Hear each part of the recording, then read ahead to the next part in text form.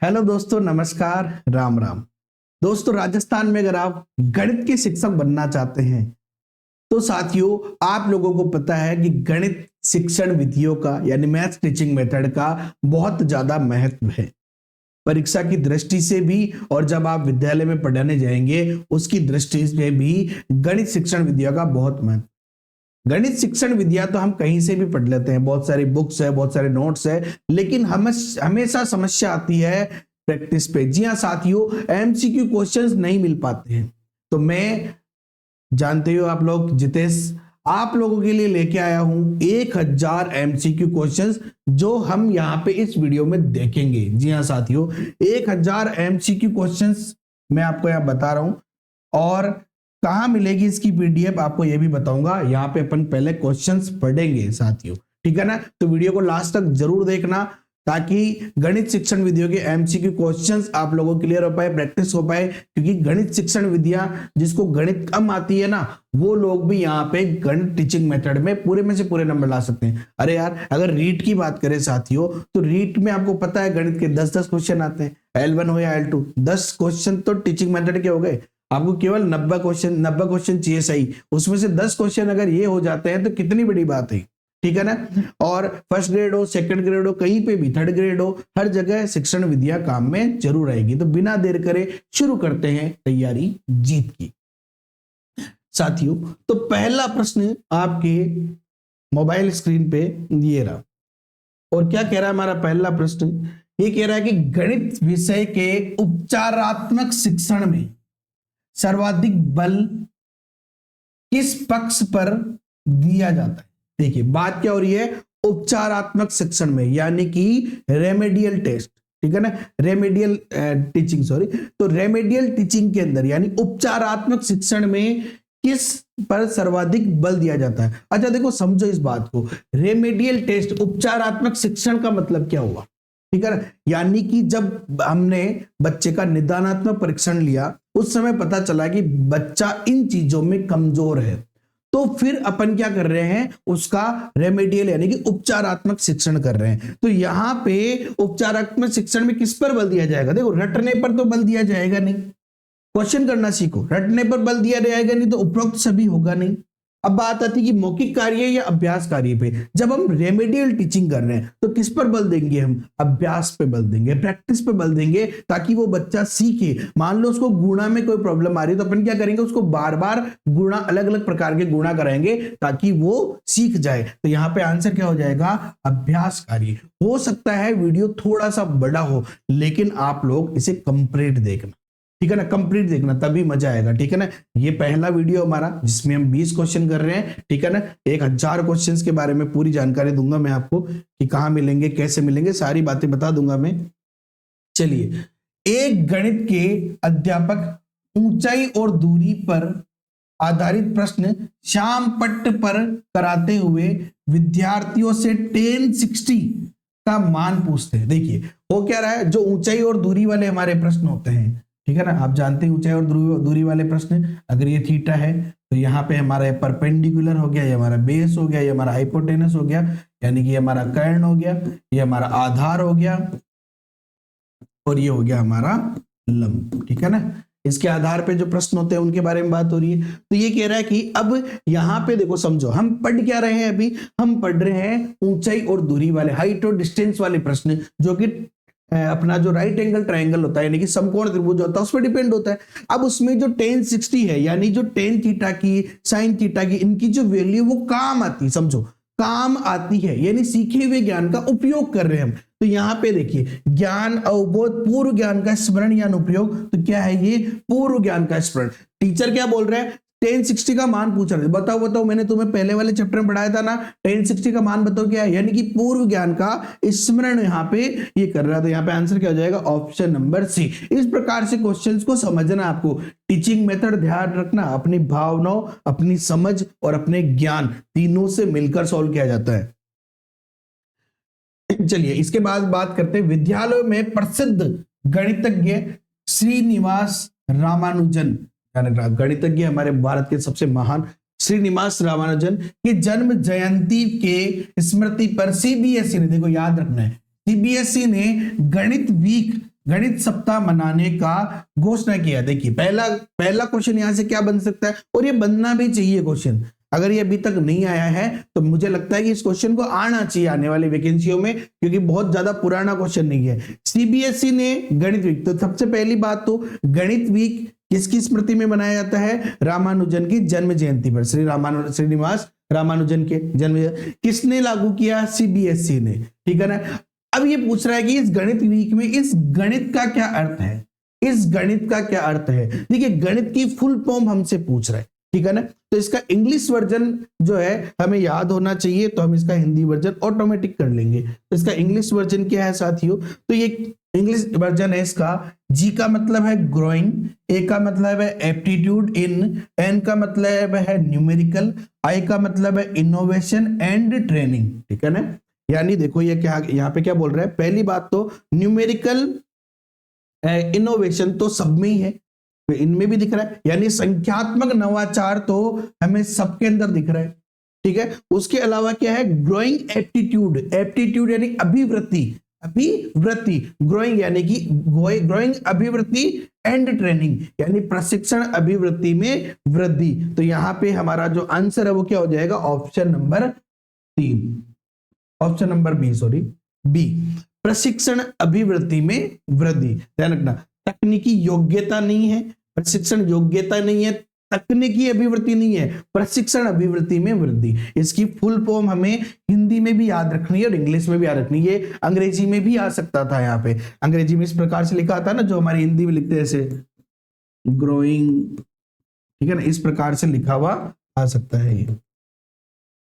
चलिए अगला प्रश्न देखते हैं अपन, आप लोग भी कमेंट में उत्तर देते जाओ, देखो किसके किसके सही होते हैं। गणित शिक्षण, ध्यान रखना मैं बहुत अच्छे से टीचिंग मेथड को करा रहा हूं मैं आपको यहाँ पे आज मैं भी, क्योंकि अगर मैं 1000 क्वेश्चन एक साथ कराया तो बहुत बड़े हो जाते हैं। 20 क्वेश्चन यहाँ पे समझा रहा हूँ कि मैं किस प्रकार से आपको क्वेश्चन करा रहा हूँ, ये बहुत ज्यादा इंपॉर्टेंट है। गणित शिक्षण में प्रोजेक्ट विधि के जन्मदाता, ध्यान रखना, प्रोजेक्ट जिसे हम प्रयोजना के नाम से जानते हैं, प्रयोजना विधि, इसके जन्मदाता के बारे में बात हो रही है। देखिए परियोजना विधि के बारे में पहले समझो आप, ठीक है ना। सबसे पहले योजना चलती थी, उसके बाद में एक महान व्यक्ति आए, उन्होंने कहा यार योजना के बजाय प्रयोजना लाओ, यानी हमें किन उद्देश्यों की प्राप्ति करनी है वो हमें पहले से पता होना चाहिए कि हम ये क्यों बढ़ा रहे हैं, ये काम क्यों करा रहे हैं, हम इसको कराने से ये फायदा होगा, भाई ये चीज हमें मिलेगी। तो अगर हमें उद्देश्य की प्राप्ति यानी लक्ष्य पहले से पता हो तो हम ज्यादा सफल हो पाएंगे। ये जो विचार है साथियों, ये जो अवधारणा है,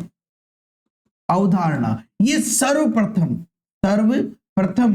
किसने दी थी, जॉन डीवी ने। किसने दी थी साथियों, जॉन डीवी ने ये सर्वप्रथम अवधारणा दी थी, ये विचार प्रस्तुत किया था। फिर इन्हीं के जो शिष्य है, इन्हीं के जो शिष्य है साथियों, उन्होंने इसे प्रचार प्रसार किया, ये इसको मुख्य रूप से लेके आए और वही इसके जन्मदाता भी कहलाए, विलियम किलपैट्रिक। विलियम किलपैट्रिक साथियों इसके जन्मदाता है, विलियम किलपैट्रिक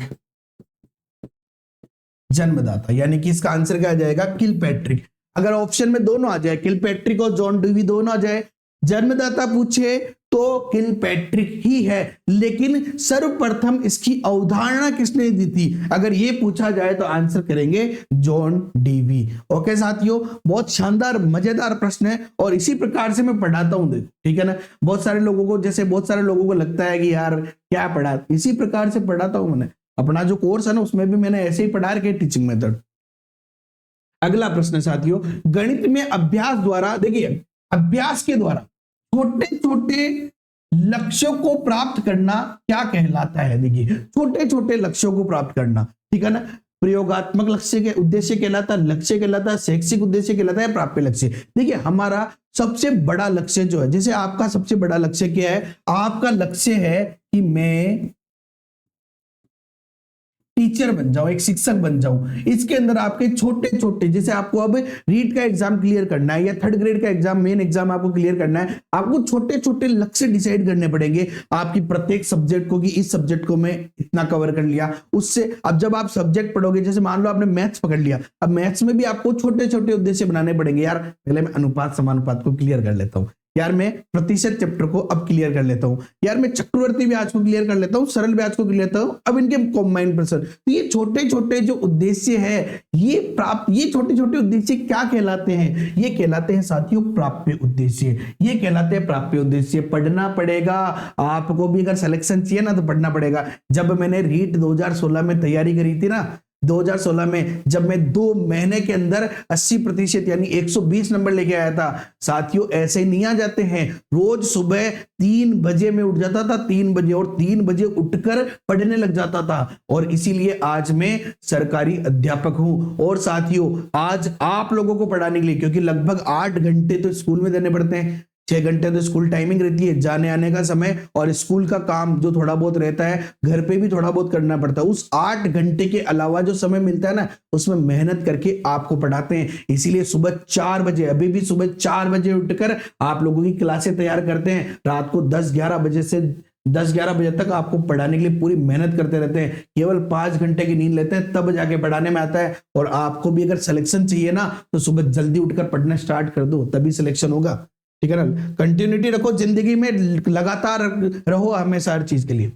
निदानात्मक परीक्षण देखिए का महत्व क्या है। देखो निदानात्मक परीक्षण किस लिए किया जाता है कि यार हमने पढ़ा दिया, अब बच्चे को क्या प्रॉब्लम है, क्या बच्चा सीखा या नहीं सीखा, इसलिए निदानात्मक परीक्षण किया जाता है। जब हमें पता चल जाए कि यार इस बच्चे की ये कमजोरी है, जैसे मुझे पता लग जाती है, आपने जैसे मेरा कोर्स ले रखा है, आपने उसको पढ़ लिया, फिर आप मुझे मैसेज करते कि सर यार ये वाला टॉपिक थोड़ा कम समझ में आ रहा है, इसको समझाओ ना। उसके बाद हम लाइव क्लास के माध्यम से आपको समझाते हैं कि यार इन क्वेश्चन में प्रॉब्लम आई थी, ये देखो ये, यानी कि आपका निदान हुआ। और उसके बाद में निदान कैसे हुआ, आपने हमारे टेस्ट दिए, उससे आपको पता चला, आपने परसेंटेज चैप्टर पढ़ा, परसेंटेज चैप्टर का टेस्ट दिया, आपको पता चला मुझे ये चीज नहीं आ रही, आपने मुझसे पूछा, निदान हुआ और मैंने उसका उपचार किया। यही यहाँ पे प्रश्न घेरा है, निदानात्मक परीक्षण का क्या महत्व है? शिक्षण में महत्व है, परामर्श और निर्देशन में महत्व है, उपचारात्मक शिक्षण की व्यवस्था में है, या उपरोक्त सभी। देखिए सबसे पहली बात यहाँ पे क्या बोल रहे हैं, निदानात्मक परीक्षण का महत्व क्या है। देखिए शिक्षण में बिल्कुल टीचिंग हम करा रहे हैं, उसमें निदानात्मक परीक्षण का बहुत ज्यादा महत्व है। परामर्श और निर्देशन में बिल्कुल हम आपको परामर्श निर्देशन देंगे कि यार क्या आपको जो है कहां पे क्या दिक्कत है। उपचारात्मक शिक्षण की व्यवस्था, निदान के बाद ही उपचार होता है, यानी कि इसका आंसर क्या आ जाएगा, उपरोक्त सभी। इसका आंसर आ जाएगा क्या आ जाएगा, उपरोक्त सभी, इसका आंसर आ जाएगा। चलिए अगला प्रश्न देखते हैं। पूर्व प्राइमरी, ध्यान रखना पूर्व प्राइमरी स्तर, ध्यान, पूर्व प्राइमरी स्तर पर गणित शिक्षण में निम्न में से कौन सा कौशल लाभान्वित नहीं है। देखो क्वेश्चन को हमेशा अच्छे पढ़ना, नहीं पूछ रहा है। पूर्व प्राथमिक यानी जो सबसे छोटी कक्षा है उनके बारे में बात हो रही है। संख्याओं की पहचान, बिल्कुल संख्याओं की पहचान तो आंगनबाड़ी में चालू कर देते भैया। संख्याओं और उद्देश्यों के बीच, संख्याओं और उद्देश्यों के बीच संबंध स्थापित करना। भाई हम जो संख्या और उसके उद्देश्य, मान लो हमने बताया 2-2 का मतलब क्या, हमने 2 पत्थर लिए, उनको समझाया कि 1 और 1 ये 2 पत्थर हुए, तो इनके बीच संबंध स्थापित कर रहे हैं अपन। अंकों का स्थानीय मान और संख्याओं का नाम देते हुए, संख्याओं का नाम तो देता ही है अपन, ये 2 ये 3 ये सब, तो अंकों का स्थानीय मान। देखिए अंकों का स्थानीय मान प्राथमिक स्तर पर सिखाया जाता है, प्राथमिक पूर्व प्राथमिक स्तर पर नहीं सिखाया जाता। तो ये इसका यहाँ पे नहीं, यानी कि उत्तर ही ये हो जाएगा, अंकों का स्थानीय मान। ठीक है, चलिए अगला प्रश्न आपके मोबाइल स्क्रीन पे। निम्नलिखित में से खेलों के लिए पर्याप्त सुविधाएं, देखो किसके लिए, खेलों के लिए पर्याप्त सुविधाओं के अभाव के कारण उत्पन्न समस्या किस वर्ग की है। मान लो आप विद्यालय में है, विद्यालय में आपके लिए खेलों के लिए सुविधाएं नहीं है, अभाव उन चीजों का, ग्राउंड का अभाव हो सकता है, खेल सामग्री का अभाव हो सकता है, उनसे क्या चीज यहाँ पे प्रभावी होगी, ये आप लोगों को समझना। देखिए पाठ्यक्रम सहगामी क्रियाओं से संबंधित समस्या, सहगामी क्रियाओं से संबंधित एक्स्ट्रा करिकुलम एक्टिविटी, बिल्कुल ये तो प्रभावी होगी ही होगी, क्योंकि विद्यालय में एक्स्ट्रा करिकुलम एक्टिविटी में खेल सामग्री तो महत्वपूर्ण है ही है। आगे देखते हैं, बालक के शारीरिक अक्षमता से संबंधित समस्या। अब शारीरिक अक्षमता का कोई यहाँ पे लेना देना है नहीं, ऐसा तो है नहीं भाई विद्यालय में प्लेग्राउंड नहीं है तो बच्चा जो है वो शारीरिक रूप से अक्षम हो जाएगा, ठीक है ना, ऐसा है नहीं। शिक्षण अधिगम प्रक्रिया संबंधित, teaching learning method, teaching learning process, तो टीचिंग लर्निंग प्रोसेस में अगर खेल सामग्री नहीं है कोई फर्क थोड़ी पड़ रहा है। अभी मैं आपको पढ़ा रहा हूं तो यहाँ पे क्रिकेट का बैट लेके थोड़ी पढ़ा रहा हूँ, ठीक है ना, तो यहाँ पे कोई इसका फर्क नहीं पड़ रहा है, तो ये भी नहीं होगा। तो आंसर क्या हो जाएगा हमारा पहला, की पाठ्य सहगामी क्रियाओं से संबंधित समस्या उसको उत्पन्न होगी। ठीक है, चलिए अगला प्रश्न देखते हैं अपन। मूल्यांकन, ध्यान रखना, मूल्यांकन इवेल्युएशन की प्रमाणीकृत विधि कौन सी है? देखिए इसका डायरेक्ट आंसर प्रमाणीकृत विधि, बाकी सब अप्रमाणीकृत है।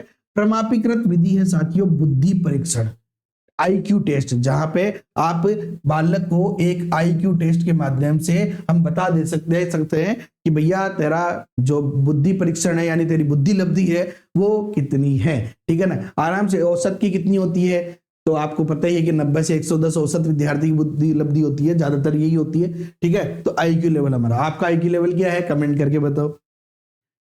चलिए बहुत बढ़िया। परीक्षा में छात्र दिए गए उत्तरों को, अब देखो समझना अच्छे से, दिए गए उत्तरों को विभिन्न परीक्षकों, ध्यान रखना क्या बोल रहा है, विभिन्न परीक्षकों के द्वारा जांचने पर प्राप्त अंकों में कोई अंतर नहीं आया, ऐसी परीक्षा कहलाती है। जैसे देखो आप अभी रीट का एग्जाम या थर्ड ग्रेड मुख्य परीक्षा का एग्जाम, जिस भी एग्जाम दे रहे हो आप लोग एमसीक्यू क्वेश्चंस करके आते हो। अब चाहे उसको कोई भी टीचर जांचे, चाहे ए जांचे, बी जांचे, सी जांचे या जितेश सर खुद जांच ले, कोई फर्क नहीं पड़ेगा, आपके आंसर सेम रहेंगे, आपके नंबर सेम आएंगे, क्योंकि आंसर ऐसा तो ये नहीं कि जैसे आपने निबंधात्मक आंसर लिखे, मेरा विचार लगता मैंने आपको 10 में से 9 दिए, किसने 10 में से 8 दिए, किसने 10 में से 10 दे दिए, किसी ने 0 दे दिए, ऐसा तो नहीं है ना। यानी ये परीक्षण क्या कहलाते हैं, ये परीक्षण कहलाते हैं साथियों विश्वसनीय परीक्षण। क्या कहलाते हैं? विश्वसनीय परीक्षण। ये ट्रस्टेबल है, इसीलिए आप लोगों का एग्जाम जो है ना वो रिटर्न की बजाय क्या होता है, आप लोगों का एग्जाम एमसीक्यू क्वेश्चन बेस्ड होता है, क्योंकि ये ट्रस्टेबल है, ट्रस्ट रहता है इन पे, ठीक है। तो साथियों देखिए आप कितनी शानदार प्रश्न है, ठीक है ना। और करेंगे अपन इस वीडियो के अंदर 20 प्रश्न मैं आपको करा रहा हूं, ठीक है ना, और करेंगे। और बहुत ही शानदार मैथमेटिक्स का टीचिंग मेथड का मटेरियल मैंने बनाया है। तो साथियों ये टीचिंग मेथड का मटेरियल जो है आप लोगों को कहां मिल सकता है, देखिए सबसे पहली बात तो टीचिंग मेथड के मटेरियल के लिए बताऊंगा मैं, लेकिन साथियों अगर आप द्रोणा रीट L1 मतलब रीट L1 या रीट L2 की तैयारी कर रहे हैं तो आपको प्री के साथ मेंस का कोर्स हमारा फ्री मिल जाएगा। जो हमारा बेच है वो है साथियों द्रोणा, क्योंकि जिस प्रकार से द्रोणाचार्य के शिष्य अर्जुन ने पक्षी की आंख में निशान लगाया था ना, हमारा प्रयास है कि आप हमसे जुड़ो और पहले प्रयास में हम सफलता पे निशाना लगाएंगे और आप एक सरकारी अध्यापक बनेंगे। क्या क्या मिलेगा सीधा सीधा बता देता हूँ शॉर्ट में। वीडियो क्लासेस मिलेगी, प्रैक्टिस क्वेश्चन मिलेंगे, इसमें भी क्वेश्चन है, इसमें अलग से क्वेश्चन है, इनका सोल्यूशन फिर दे रखा है, यानी आप पहले पढ़ो उसके बाद खुद क्वेश्चन करो। देखो मैं पढ़ा रहा हूं, जब क्वेश्चन करा रहा हूं उसकी पीडीएफ है, उसके बाद अलग से पीडीएफ दे रखी है यानी खुद करने के लिए, और उसके बाद नहीं आता तो वापस आप सॉल्यूशन देख लो, फिर भी नहीं आता तो मुझसे पूछ लो। और वो मुझसे पूछने के लिए लाइव डाउट क्लासेस लगा रहे हैं, ओल्ड पेपर सॉल्यूशन आपको मिल रहे हैं, पीडीएफ नोट्स मिल रहे हैं, टेस्ट मिल रहे हैं, वो भी टॉपिक वाइज मिल रहा है, यूनिट वाइज मिल रहा है, और कंप्लीट आपको टेस्ट मिल रहा है। साथ ही साथ साथियों 1000 एमसीक्यू क्वेश्चंस भी इस कोर्स के अंदर फ्री है साथियों, इस कोर्स के अंदर फ्री है। और अभी 10% एक्स्ट्रा डिस्काउंट भी चल रहा है, क्योंकि हमारे ऐप के ऊपर 2000 स्टूडेंट होने वाले हैं। तो जल्दी से आप लोगों इस 2000 में एंटर हो जाओ, आप लोगों को 10% एक्स्ट्रा डिस्काउंट मिल जाएगा। चलिए अगला प्रश्न पढ़ते हैं। प्रचार तो होता रहेगा और ये करना जरूरी भी है, क्योंकि मेहनत साथियों कोई भी हो, सब मेहनत मुख्य रूप से पैसे के लिए करते हैं, लेकिन हाँ पैसे के साथ साथ उस वैल्यू ऑफ मनी होनी चाहिए। जितने में आप ये कोर्स खरीदो ना, खरीदने के बाद अगर आपका दिल दुखे ना तो मुझे बोल देना साथियों, मैं अपनी टीम से बात करूंगा। कोई किसी का दिल नहीं दुखेगा साथी, इतना शानदार कोर्स है। आज तक जिसने भी कोर्स लिया है उसने एक शिकायत भी नहीं करी है कि सर यार बहुत प्यार से, बहुत सिंपलता से, बहुत इत्मीनान से पढ़ाया है। कमजोर से कमजोर विद्यार्थी के लिए भी ये कोर्स बहुत ज्यादा वैल्यूबल है। जिन्होंने बड़े बड़े कोचिंग्स का कंप्लीट कोर्स ले रखा है ना, वो मैथ्स वहां नहीं पढ़ते, वो मैथ्स जेकेएम थ्योरी में आके पढ़ते हैं, क्योंकि यहाँ पे विश्वास है, क्योंकि हम करते हैं तैयारी जीत की। अगले प्रश्न के ऊपर बात करते हैं अपन, रेखा गणित शिक्षण की। देखो रेखा गणित शिक्षण की निम्नलिखित में से कौन सी उपयुक्त विधियां हैं। देखिए अब आपको जो हमारी जो रेखा गणित शिक्षण है इसकी उपयुक्त विधि कौन सी, देखिए संश्लेषण विश्लेषण। देखिए पहली बात संश्लेषण विश्लेषण, संश्लेषण जो विधि होती है ना ये डिपेंड करती है निगमन की तरह होती है। आप आगमन निगमन जानते हो, आगमन में क्या होता है, पहले उदाहरण समझाए जाते हैं, उसके बाद में नियम बनाया जाता है, ठीक है ना। तो यहाँ पे आगमन निगमन का मतलब क्या होगा कि पहले उदाहरण से नियम बनेगा, फिर नियमों के आधार पर हम क्वेश्चन कर लेंगे। लेकिन ये ज्यादातर मुख्य काम करती है अंक गणित के अंदर, रेखा गणित में नहीं करती, ठीक है ना। निगमन आगमन तो वैसे भी बढ़िया नहीं है, निगमन आगमन। अब समझो आप निगमन आगमन बढ़िया नहीं है तो निगमन ही संश्लेषण की जैसी होती है, तो संश्लेषण विश्लेषण भी नहीं है। तो कौन सी बढ़िया, विश्लेषण में क्या करते हैं, पहले छोटी छोटी चीजें ली जाती है, उनको अलग अलग डिस्क्राइब किया जाता है, ठीक है ना। जैसे हमने ट्राइंगल लिया, फिर ट्राइंगल के छोटे छोटे पार्ट्स को अलग अलग डिस्क्राइब करेंगे। जबकि संश्लेषण में क्या किया जाता है, डायरेक्ट काम किया जाता है, भाई ये ऐसा है, ये ऐसा है, मिला दो तो मेरा काम हो जाएगा। इसलिए ये नहीं होगी, आंसर क्या होगा, विश्लेषण संश्लेषण विधि। ये विधियां हमें याद रखने की, रेखागणित की इंपॉर्टेंट विधि कौन सी है, ये कौन कौन सी विधियां यहाँ पे महत्वपूर्ण है, ठीक है ना। मजेदार प्रश्न है और आते हमेशा आते हैं एग्जाम्स के अंदर। बालक सोचने विचारने के बाद, देखो क्या बोल रहे हैं, बालक सोचने विचारने के बाद सही निर्णय ले सकता है किस प्रकार के उद्देश्यों की प्राप्ति को बताता है। बहुत बढ़िया प्रश्न है साथियों। देखिए, सोचने विचारने के बाद सही निर्णय लेना, बालक देखो, अब यहाँ पे ये उद्देश्य की प्राप्ति, क्या इसका अभिवृत्ति यानी इसके एप्टीट्यूड पे डिपेंड करता है। प्रशंसा, प्रशंसा तो होगा ही नहीं। अभिरुचि, अब ज्ञान, देखो इनमें से समझो, अभिरुचि, अभिरुचि का मतलब जैसे कि आपके किसी में इंटरेस्ट है उसके अंदर बना के बैठ रहे, तो ये भी यहाँ पे सोचने की विचारने के बाद सही निर्णय की बात हो रही है, ये भी नहीं होगा। अब आप जब हम उद्देश्य पढ़ाते हैं, जैसे मैंने उद्देश्य पढ़ा रखे ना, जब आप उन्हें पढ़ोगे आपको आराम से समझ में आएगा कि उद्देश्य में ज्ञान का मतलब क्या है, बोध का मतलब क्या है। अगर यहाँ पे साफ साफ मैंने पॉइंट लिखे हैं कि बालक सोचने विचारने के बाद अगर सही निर्णय लेता है तो किसमें आता है साथियों, ये आता है ज्ञान उपयोग में। किसमें आता है, ज्ञान। उसने अपने ज्ञान का उपयोग किया, उसने सोचा विचारा, तर्क लिया कि यार ये सही है या नहीं है, आंसर मेरा सही है नहीं है, तो ज्ञान के उपयोग के आधार पर उसने सही निर्णय लिया है। तो गणित में इसका आंसर क्या हो जाएगा, ज्ञान उपयोग हो जाएगा। ओके साथियों, अगला प्रश्न आपके मोबाइल स्क्रीन पे, मूल्यांकन का निकटतम संबंध किससे होता है। मूल्यांकन प्रविधियों से, विषय वस्तु से, उद्देश्य से, या इनमें से कोई नहीं। देखिए सिंपल सी बात, ठीक है ना। यहाँ पे एक चीज तो कंफर्म है कि इनमें से केवल एक ही आंसर है। तो मूल्यांकन किया किसका जाता है, मूल्यांकन प्रविधियों का। तो मूल्यांकन प्रविधियां तो मूल्यांकन में काम आती है। निकटतम संबंध की पूछ रहे हैं, सबसे निकटतम संबंध, संबंध तो सबका है विषय वस्तु का। अब आप विषय वस्तु का मूल्यांकन करते हो, आप विषय वस्तु का मूल्यांकन करना है भाई किताब में क्या अच्छा है क्या नहीं ना भैया, मेरे उद्देश्य क्या थे पढ़ाने के, मेरे उद्देश्य क्या थे पढ़ाने के, क्या उन उद्देश्यों की प्राप्ति मुझे हो चुकी है, क्या उन उद्देश्यों की प्राप्ति मुझे हुई है। तो मूल्यांकन किसके लिए किया जाता है, उद्देश्यों के लिए। उद्देश्यों का सबसे, मूल्यांकन का सबसे ज्यादा संबंधी उद्देश्य से, कि किस उद्देश्य से आपने पढ़ाया था, क्या आपका उद्देश्य पूरा हुआ या नहीं हुआ, ये इंपॉर्टेंट बात है। जैसे मेरा उद्देश्य आपको पढ़ाने का मतलब क्या है भाई, आप टीचर बन जाओ, गवर्नमेंट टीचर बन जाओ। जब आप रीट परीक्षा या थर्ड ग्रेड मुख्य परीक्षा जो भी आप एग्जाम दोगे, उसके बाद आपका सिलेक्शन हो गया, तो हमने मूल्यांकन अपने उद्देश्यों का कि भैया उद्देश्य में सफल हो गए। और मेरी हार्दिक इच्छा है कि मुझे सफलता जरूर मिले, क्योंकि आप लोगों का सिलेक्शन होना ही चाहिए। आपका सिलेक्शन ही मेरी सफलता है साथियों। गणित किट, देखिए गणित किट निर्मित करने वाली संस्था, जब आप गणित के शिक्षक बन जाओगे ना, जब आप जाओगे स्कूलों के अंदर, तो आपको एक गणित विज्ञान की किट मिलेगी। बहुत शानदार किट है, बच्चों को पढ़ाने के लिए बहुत मजेदार किट है। तो ये विज्ञान गणित किट के निर्माता कौन है, कौन बनाता है इसको, कौन सी संस्था बनाती है, तो साथियों राजस्थान राज्य शैक्षिक अनुसंधान एवं प्रशिक्षण संस्थान, ठीक है ना। जो राजस्थान की जो हमारी शर्ट है, शर्ट के नाम SCERT,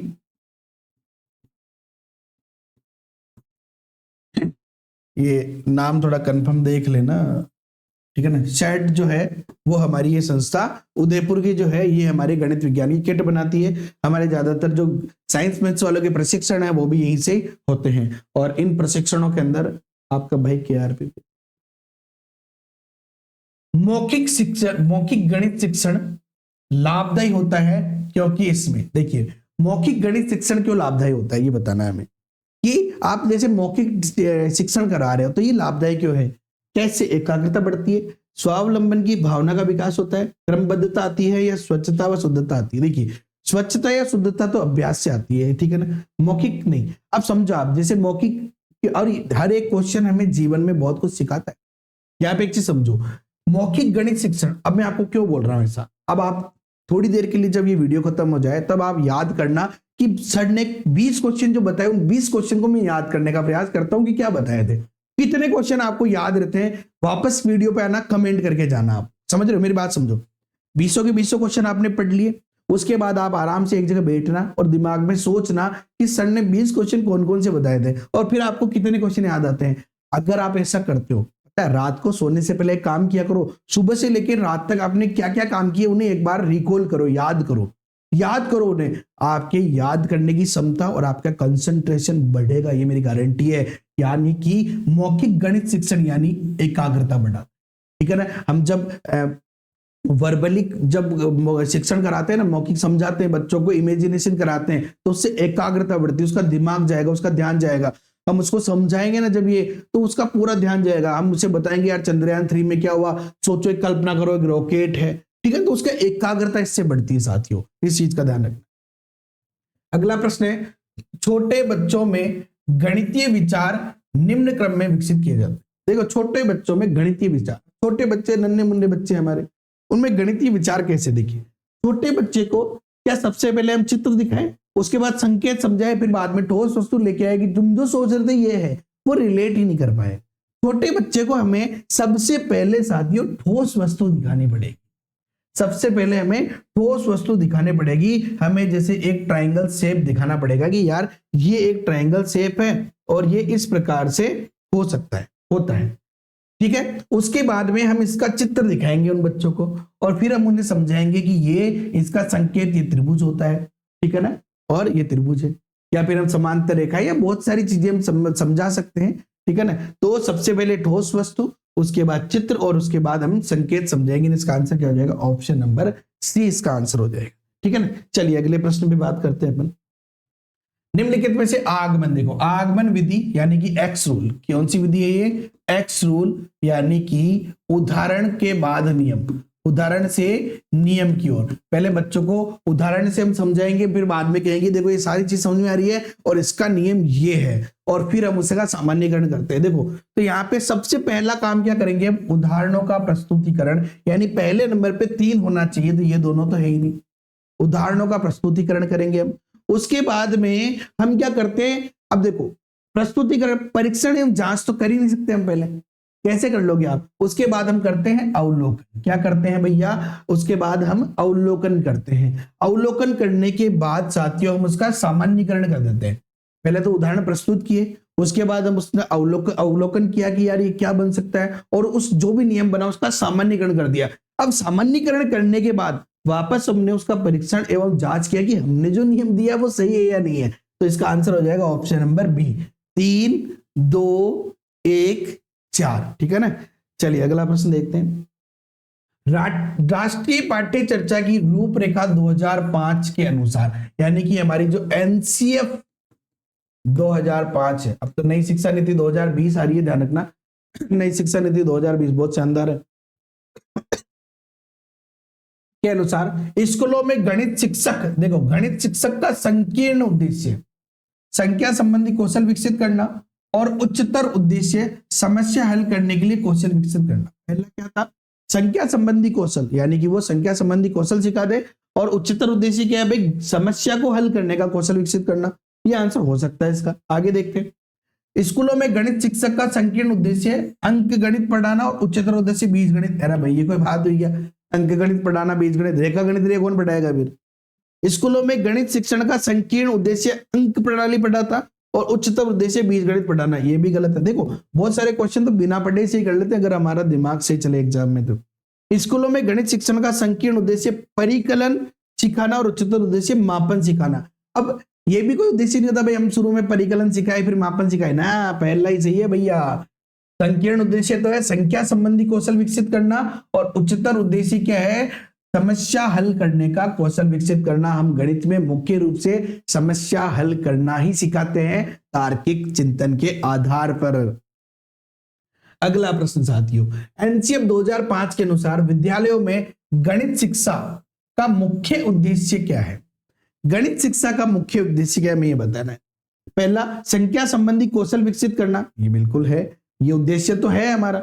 बच्चों की चिंतन प्रक्रिया का गणितीयकरण करना, समस्या समाधान कौशल विकसित करना, विश्लेषण योग्यता को पोषित करना। अब यहाँ पे बहुत सारे लोग क्या होते हैं, कंफ्यूज हो जाते हैं। अभी मैंने कहा था यहाँ पे कि यार समस्या समाधान हमें सिखाना, हमारा कौशल विकसित करना है, लेकिन ये क्या बोल रहे हैं, गणित शिक्षा का मुख्य उद्देश्य, हम गणित पढ़ाई क्यों रहे हैं, क्या कारण है कि हम पहली से 10वीं तक तो कंपलसरी करें कि भैया गणित तो लेनी पड़ेगी। उसका मुख्य उद्देश्य क्या, देखिए गणित का सबसे मुख्य उद्देश्य सबसे मेन है तार्किक चिंतन, तार्किक चिंतन करना। तार्किक चिंतन, गणित का मेन काम ही है कि तार्किक बच्चे में तर्क शक्ति विकसित हो। तो सबसे मुख्य उद्देश्य की अगर बात आ जाए तो इसका आंसर क्या होगा, बच्चों की चिंतन की प्रक्रिया का गणितीयकरण करना, ठीक है ना, चिंतन की प्रक्रिया का गणितीयकरण करना, यही इसका सबसे मुख्य उद्देश्य है, ध्यान रखना, सबसे मुख्य उद्देश्य। अगला प्रश्न, आधुनिक सांख्यिकी के जनक कौन है? सांख्यिकी के जनक, स्टैटिस्टिक्स के जनक कौन है साथियों? क्या रामानुजन है, आर एफ फिशर है, पीसी महालनोबिस है, या गॉडफ्राइड एकनेवाल है? देखिए समझना बहुत जरूरी है इसको। अब बात आती है कि गॉडफ्राइड एकनेवाल जो है ये है जर्मन के, कहाँ के हैं? जर्मन के हैं। पीसी महालनोबिस भारत के हैं, और आर ए फिशर भी जर्मन के हैं। अब जो सांख्यिकी है ना साथियों, सांख्यिकी के जनक अगर हम बात करें, केवल जनक, तो साथियों जनक तो है गॉडफ्राइड एकनेवाल, सांख्यिकी के जनक। लेकिन यहां क्या पूछा, आधुनिक सांख्यिकी के जनक, तो वो कौन है? आधुनिक सांख्यिकी के जनक कौन है? आधुनिक सांख्यिकी जनक कौन है? आर ए फिशर है। अच्छा, फिर पीसी महालनोबिस क्या है? ये है साथियों भारतीय सांख्यिकी के जनक, भारतीय सांख्यिकी के जनक। तो आपको तीनों चीजें याद रहनी चाहिए। भारतीय सांख्यिकी के जनक है पीसी महालनोबिस, आपके जो आधुनिक सांख्यिकी के जनक है वो आर ए फिशर, और जो हमारा सांख्यिकी के जनक है वो है गॉडफ्राइड एकनेवाल, ठीक है। इनका देश का नाम भी मैंने आपको बता दिया है। तो साथियों ये थे हमारे 20 क्वेश्चन टीचिंग मेथड के जो आज मैंने आपको बताया। सबसे पहले आप मुझे ये बता दो बस कि आपको कैसा लगा, कैसे ये क्वेश्चन लगे, आपको इन क्वेश्चंस की क्वालिटी कैसी लगी, और किस प्रकार का ये मटेरियल आपको लगा। तो साथियों कमेंट करके आप लोगों को जरूर बताना है। 1000 एमसीक्यू क्वेश्चंस हमारे रहेंगे। मैं यूट्यूब पे कितने पढ़ा पाता हूं हम देखते हैं वीडियोस, ये पहला हमारा वीडियो था, और भी वीडियो रहेंगे। पूरे 1000 क्वेश्चन तो आपको यूट्यूब पे नहीं मिलेंगे, ये तो है, लेकिन हाँ बहुत सारे क्वेश्चंस आपको YouTube पे भी मिलेंगे। लेकिन साथियों अगर आप चाहते हैं कि आपको ये सभी क्वेश्चन एक साथ मिल जाए, वो भी फ्री में मिल जाए साथियों, तो फ्री में आपको तभी मिलेगा जब आपने रीड का ये कंप्लीट बैच अगर आपने ज्वाइन कर रखा होगा। इस कंप्लीट बैच के विद्यार्थियों के लिए हमारी तरफ से सौगात है, क्योंकि राजस्थान में बहुत कम जगह, बहुत कम, कुछ तो होगी से लेकिन बहुत कम जगह है कि टीचिंग मेथड के 1000 एमसीक्यू क्वेश्चंस, वो भी केवल मैथ्स के, एक साथ आपको मिले। तो यहाँ पे आपको मिलेंगे। अगर आप चाहे तो ये कोर्स आप ज्वाइन कर सकते हैं। वीडियो कैसा लगा कमेंट करके जरूर बताएं, वीडियो को लाइक जरूर करो, आपको पसंद आया होगा यहाँ तक देखा तो, और चैनल पे नए हैं तो सब्सक्राइब करके जाना, बेल आइकन पे क्लिक करके जाना, तब भी आपका भाई आए आपको पता चल जाए कि आज सर आ गए, चलिए पढ़ते हैं। ओके साथियों, best of luck for your exam, best of luck for your journey. ये जर्नी है साथियों, ये एक जर्नी है जो पूरी आप जी रहे हैं तैयारी वाली। जब आप टीचर बन जाएंगे तब उसका मजा ही कुछ और होगा। इस जर्नी का भी याद करके आप खुश होगे। रोज जल्दी उठ के पढ़ो, लगातार पढ़ते रहो। Okay, have a nice day, thank you so much. जय हिंद, जय भारत। अपने दोस्तों को शेयर जरूर कर देना, जो भी ये रील्स देख रहे हैं ना उनको जरूर शेयर करना।